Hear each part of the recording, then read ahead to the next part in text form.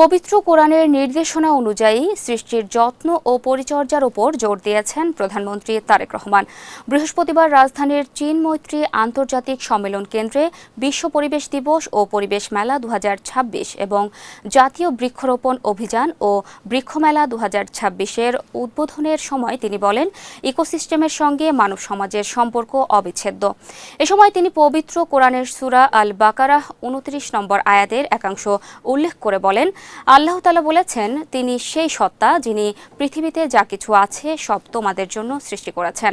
প্রধানমন্ত্রী আয়াতের ব্যাখ্যা করে বলেন, সুতরাং নদী-নালা, গাছপালা, কীটপতঙ্গ, বন্য কিংবা গৃহপালিত প্রাণী অর্থাৎ আমাদের চারপাশ, পরিবেশ, প্রতিবেশ, আল্লাহর সব সৃষ্টি মানুষের উপকারের জন্য।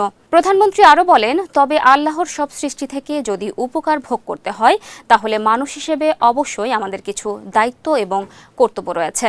যথানিয়মে সব সৃষ্টির যত্ন এবং পরিচর্যা করা মানব সমাজের দায়িত্ব।